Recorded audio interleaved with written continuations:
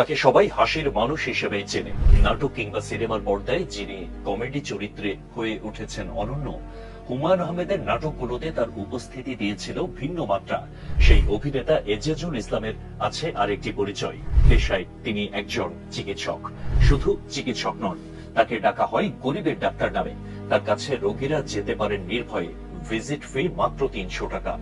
গাজীপুর চৌরাস্তায় এজাজ সেন্টারে তিনি নিয়মিত রোগী দেখেন। সরকার নির্ধারিত ৩০০ টাকা ফিতেই রোগী দেখেন ডক্টর এজাজ। তার ভিজিট কম হওয়ায় তাকে গরিবের ডাক্তার নামে ডাকা হয়, অথচ তিনি একজন নিউক্লিয়ার মেডিসিন বিশেষজ্ঞ। ২০১৭ সালের অক্টোবরে ঢাকা মেডিকেল কলেজে নিউক্লিয়ার মেডিসিনের প্রধান হিসেবে যোগদান করেন। তার পদমর্যাদা ও গুণের সমন্বয়ে যেখানে হাজার হাজার টাকা ফি নিলেও অবাক হওয়ার কিছুই থাকতো না, সেখানে তিনি নিতান্ত সাদামাটা। ডাক্তারি যে মহান পেশা, সেটি আবারও মনে করিয়ে দিলেন ডক্টর এজাজ। ৩০০ টাকা ফি নেওয়া এজাজ কখনো আবার বিনামূল্যে রোগী দেখেন। নিতান্ত অপরাগ রোগীদের কাছ থেকে টাকা নেন না। অর্থ বাধা হতে পারেনি তার কাছ থেকে চিকিৎসা নেওয়ায়। তার চেম্বারের নেম প্লেটের পাশে লেখা আছে, গরিব রোগীর ফি শিথিলযোগ্য। এই একটি বাক্য তাকে আলাদা করেছে অন্য ৮-১০ জন ডাক্তার থেকে। প্রকাশিত হয়েছে তার মানবিকতা। কিংবদন্তি হুমায়ূন আহমেদের আবিষ্কার বলা চলে ডাক্তার এজাজকে। ধারাবাহিক নাটক সবুজ সাথী দিয়ে শুরু হয়েছিল এক অনবদ্য অভিনয় যাত্রা।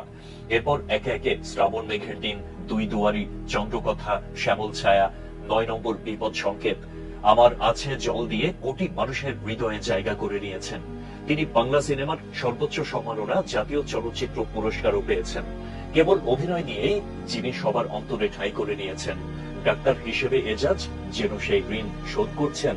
ব্যক্তি জীবনে নিতান্ত সাধারণ এক মানুষ কাজের মাধ্যমে হয়ে উঠেছেন অসাধারণ। চিকিৎসা এখন যেখানে পরিণত হয়েছে ব্যবসায়, সেখানে এজাজ উড়িয়ে যাচ্ছেন মানবতার ঝান্ডা।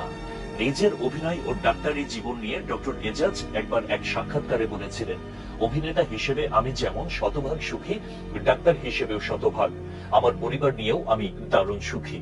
পরজন্ম বলে কিছু আছে কিনা জানি না, যদি থাকে আর আমাকে যদি বলেন পরের জন্মে কি হতে চাই, তাহলে বলবো আমি আবারও এই এজাজই হতে চাই।